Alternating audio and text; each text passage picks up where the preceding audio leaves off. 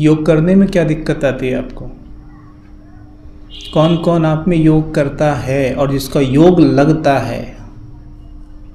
मैं तो योग लगता है, लेकिन जो उसका जो कमेंट्री जो है, उसका जो कमेंट्स है, वो कमेंट्स में थोड़ा क्या होता है, इधर उधर हो जाता है। मैं बोलना चाहता हूँ एक और कुछ बात घुस जाता है। मतलब मान लीजिए मैं बाबा को बहुत प्यार से बुला रहा हूँ, वो आ रहा है, लेकिन थोड़ा क्या है, बीच में कोई कुछ इधर उधर हो जाता है, भटक जाता है। हाँ, कुछ ऐसे तो योग लगता है, लेकिन पावरफुल जो है वो पावरफुल कभी कभी छूट जाता है। खान पान शुद्ध है एकदम? हो तो सब शुद्ध, एकदम शुद्ध है। एकदम शुद्ध। मुझे थोड़े से आपके खान पान को लेके शायद डाउट है। खान पान सबका शुद्ध है? सब एकदम है ना? एक्चुअल में क्या है, अन्न का असर पड़ता है सीधा मन पे।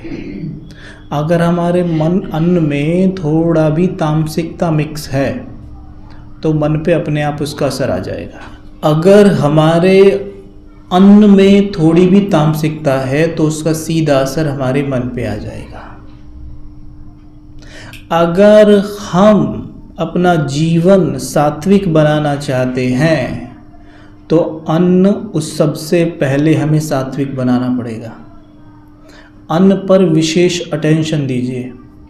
ऐसा मत करिए कि कुछ भी उठा के कुछ भी खा लिया, तो फिर भूल जाइए, योग का आनंद नहीं ले पाएंगे।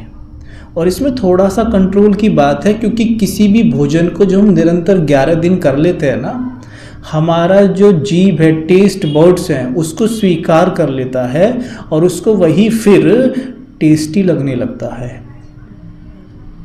शुरू में जब आप उस भोजन को करेंगे तो कई बार वो हेल्दी तो है पर टेस्टी नहीं है, तो मन कहेगा ना ना ना, पकौड़े ज़्यादा अच्छे हैं, अतः कांदा तो इसमें है ही नहीं। कांदा ही बोलते हो, प्याज बोलते हो? प्याज कहते हो, मुंबई में कांदा कहते हैं। प्याज तो इसमें है ही नहीं, लहसुन तो है ही नहीं, ये तो टेस्टी नहीं है। लेकिन हेल्दी है, और जैसे ही आप उसे लेते जाएंगे विदिन 11 डेज आपकी जीभ, आपका टेस्ट बर्ड्स उसे स्वीकार करने लगेंगी, वही टेस्टी लगने लग जाएगा। और फिर उसके बाद अगर आपको कांदे लहसुन का यानी प्याज लहसुन का कोई सब्जी या भोजन देता भी है ना, आपको उसमें से बदबू आएगी। फिर कोई भी प्याज लहसुन खाने वाला व्यक्ति ये नहीं जानता है कि उसकी श्वासों से बदबू आती है, उसके मुख से बदबू आती है, उसके पसीने से भी स्मेल आती है, वो ये बात नहीं जानता। लेकिन जैसे ही वो उस व्यक्ति के सामने जाता है जो ये नहीं खाता होगा, उसे 1 सेकंड में पता चल जाता है।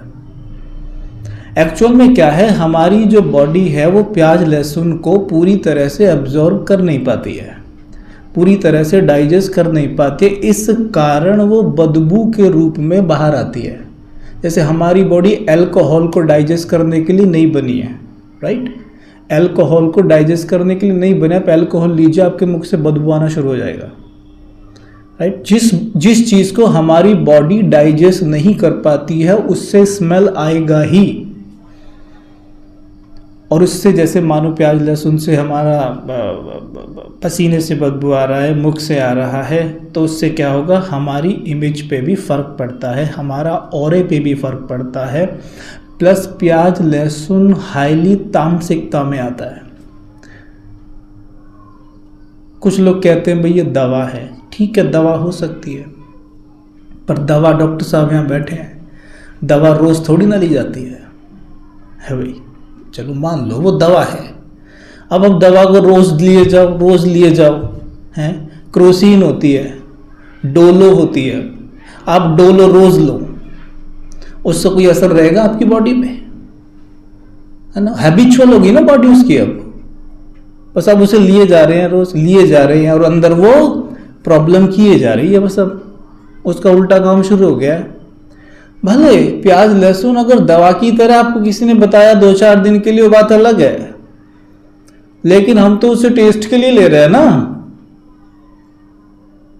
तो जो ये प्याज लहसुन है ये तामसिक भोजन में आता है। अगर ये सात्विकता में आता तो हम देवी देवताओं को मंदिर में इसका भोग जरूर लगाते, हम नहीं लगाते हैं अगर ये सात्विकता में आता तो, है ना। अब जब हम व्रत रखते हैं या पूजा करते हैं घर पे, उस दिन नहीं बनाते, बस बाकी दिन बनाते हैं, है ना। तो इससे क्या सिद्ध होता है कि देवी देवता इस चीज का सेवन नहीं करते थे, है ना। वो सेवन नहीं करते थे, फिर हम क्यों कर रहे हैं? वो नहीं करते थे। और हमारा लक्ष्य है अपने अंदर दिव्यता को बढ़ाना। हम में से किसी का ये लक्ष्य है अपने अंदर क्रोध को बढ़ाना, मोह को, लोभ को, अहंकार को बढ़ाने का लक्ष्य कोई लेके बैठा है हम में से? नहीं ना। हम क्या चाहते हैं? हमारे अंदर शांति बढ़े, प्रेम बढ़े। शांति, प्रेम, सुख सब दिव्यता है, दिव्य है ये। और दिव्यता तभी बढ़ेगी जब हमारा अन्न में भी दिव्यता आएगी। इसलिए विशेष ध्यान दीजिए अपने भोजन पर, है ना। दूसरा, जैसे ये है प्याज लहसुन, इससे हमारे ब्रेन का भी रिस्पॉन्स थोड़ा स्लो होता है। जब आप इसे करेंगे आपके ब्रेन का रिस्पॉन्स थोड़ा सा स्लो होगा। स्लो होते ही क्या होगा, जब आप मेडिटेशन करने बैठेंगे, अगर ब्रेन का रिस्पॉन्स थोड़ा भी स्लो है, एक न्यूरॉन दूसरे न्यूरॉन को मैसेज पास करने में थोड़ी सी तकलीफ अनुभव कर रहा है, तो जैसे ही आप मेडिटेशन करने बैठेंगे आपका ब्रेन हल्का हल्का हैवी होने लग जाएगा। इसलिए कोई भी ऋषि मुनि तपस्वी इस चीज का सेवन इसीलिए नहीं करता था, क्योंकि जैसे ही वो ध्यान में बैठते थे उनको प्रॉब्लम आती थी, उनका ब्रेन हैवी होने लगता था और उस तपस्या का वो पूरा आनंद नहीं ले पाते थे। अगर भगवान ने, बाबा ने अगर इस बात के लिए बोला है कि भाई प्याज लहसुन हमें सेवन नहीं करने हैं, तो ज़रूर उसके पीछे कोई गहरी साइंस है, उस बात को हमें समझना होगा। ठीक है, कोशिश करिए, धीरे धीरे अवॉइड करके देखिए। 7 दिन के लिए करके देख लीजिए, 7 डेज करके देखिए कैसा लगता है आपको। 7 दिन करके देखिए कैसा लगता है आपको, समझ में आ जाएगा। पत्थरों से खेलते हैं मानो, हमें पता ही नहीं है कि पत्थरों से बेहतर भी कोई चीज़ होती है। तुम पत्थरों से खेल रहे हैं, लेकिन आपके हाथ पे किसी ने हीरे रख दिए कि लो इनसे खेलो आप, तो पत्थर तो आप ही छूट ही जाएंगे ना। एक बार ट्राई करके देखो, अपने आप समझ में आएगा कि भाई हाँ, इससे तो कुछ अलग फीलिंग आती है ना। तो इस बात का हमने थोड़ा सा ध्यान देना है। वैसे भी दूसरी चीज़ और, भोजन बनाते हुए बाबा की याद रखनी है।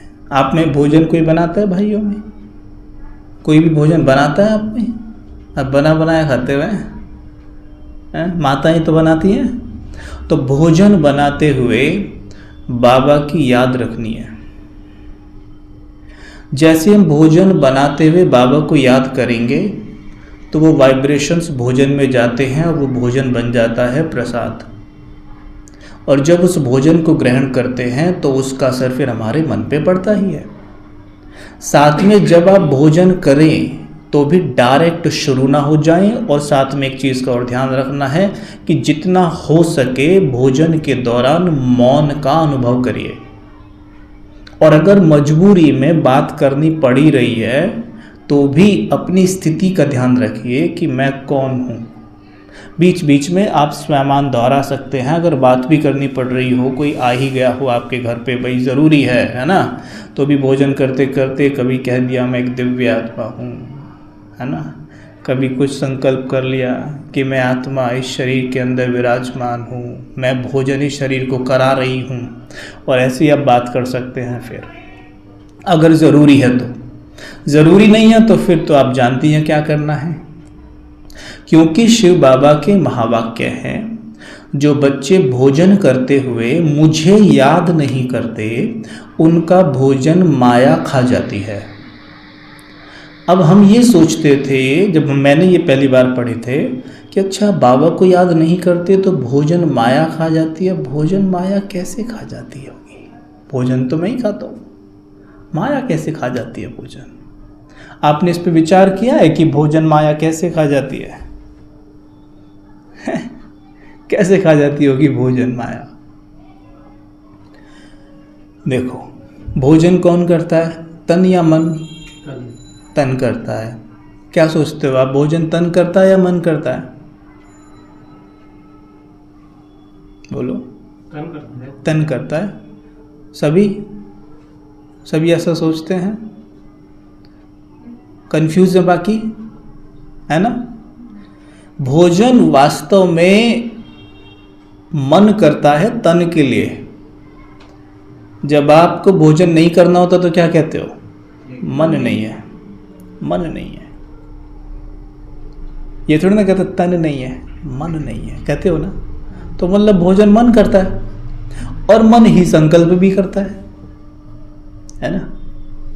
मन ही संकल्प भी कर रहा है।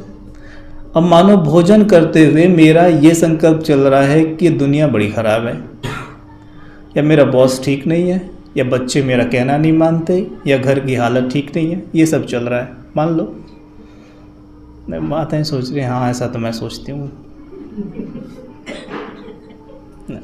तो मानो ये विचार चल रहे हैं आपके, है ना?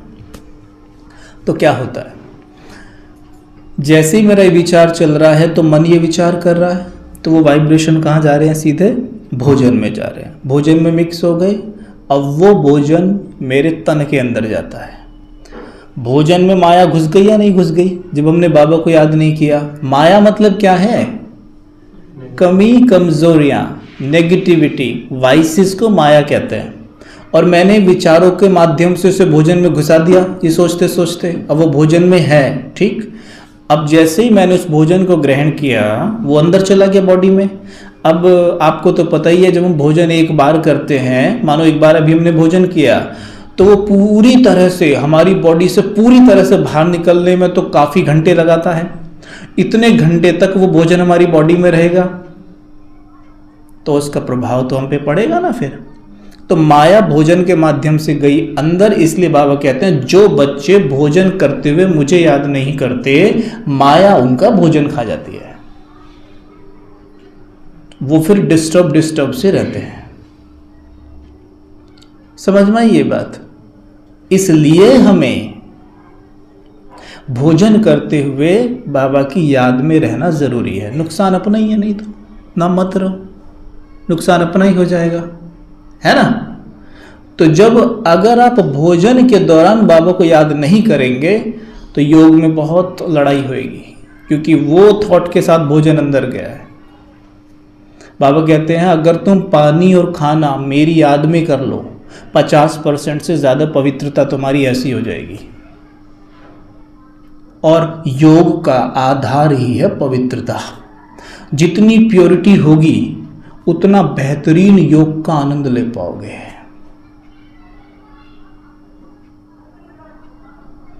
और पवित्रता की डेफिनेशन क्या है? क्या है पवित्रता?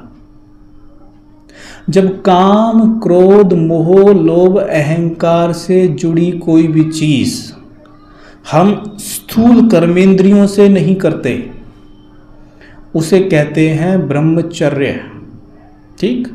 लेकिन जब काम, क्रोध, मोह, लोभ, अहंकार से जुड़ी चीजें हम सूक्ष्म कर्मेंद्रियों से भी करनी बंद कर दें, तब कहलाता है वो ब्रह्मचर्य, यानी पवित्रता।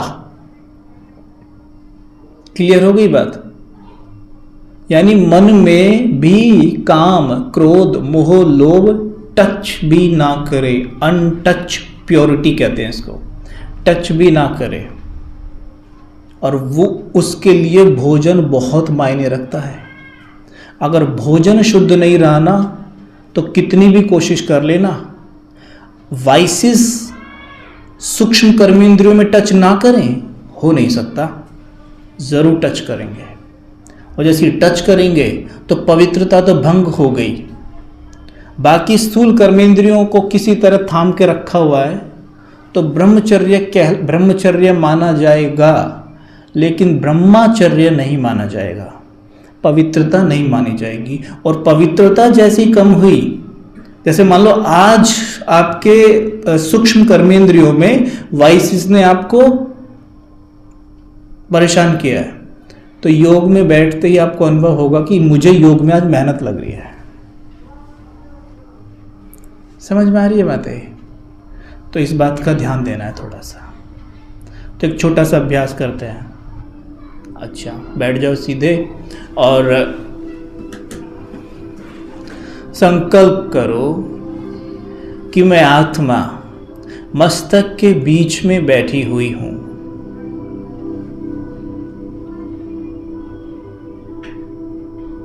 ओरिजिनली मैं पवित्र हूं।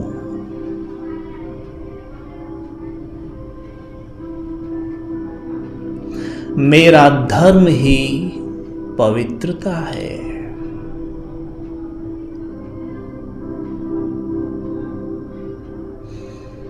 पवित्रता कोई बाहर से ढूंढने की वस्तु नहीं, ये तो मेरा नेचर है।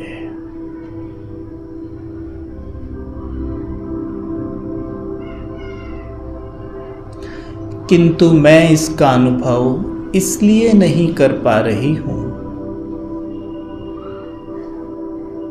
क्योंकि मैं बाह्य मुखी ज्यादा हूं।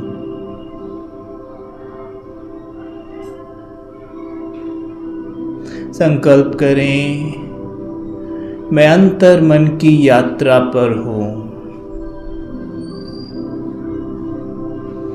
आज मैं केवल और केवल ज्ञान के आईने में स्वयं को देख रही हूं।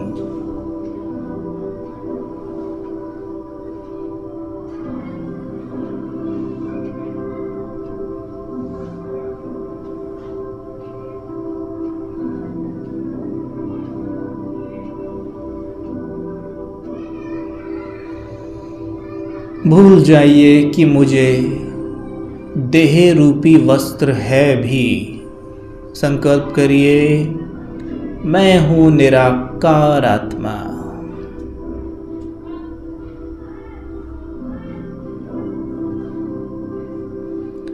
मुझे शरीर है ही नहीं।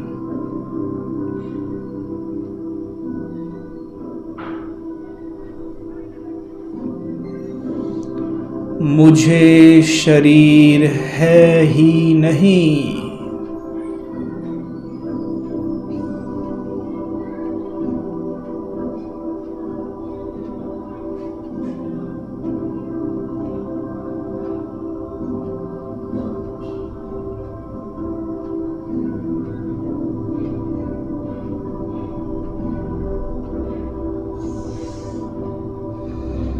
मैं हूं निराकार आत्मा।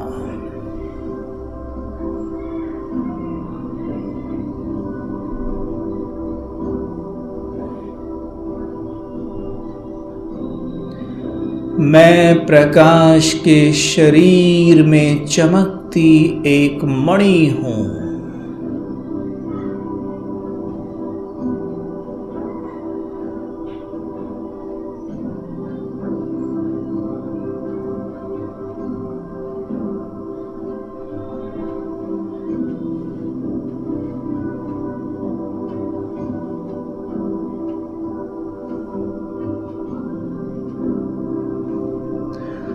मेरा पूरा शरीर एक बल्ब की तरह चमक रहा है।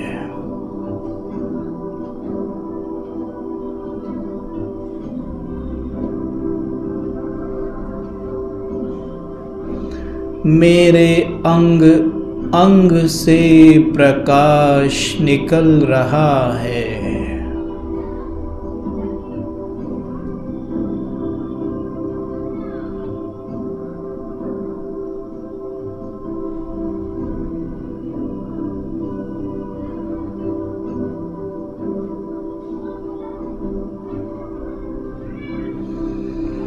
मेरी दोनों आंखें बल्ब की तरह चमक रही हैं।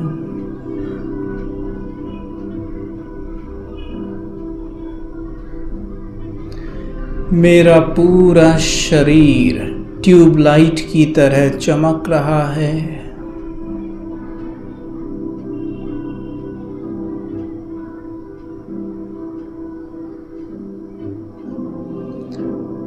मेरे अंग अंग से प्रकाश निकल रहा है।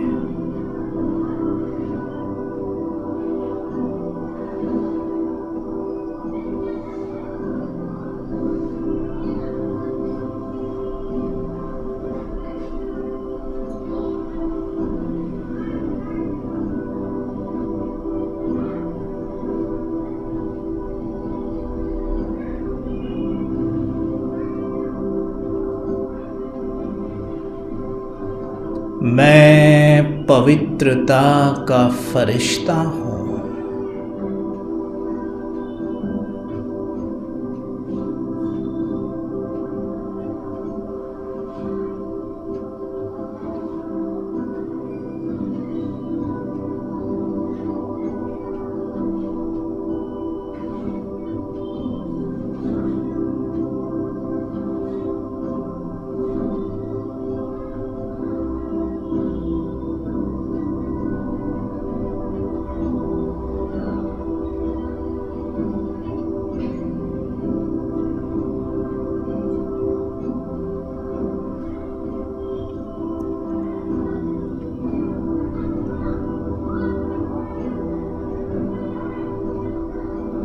ओम शांति।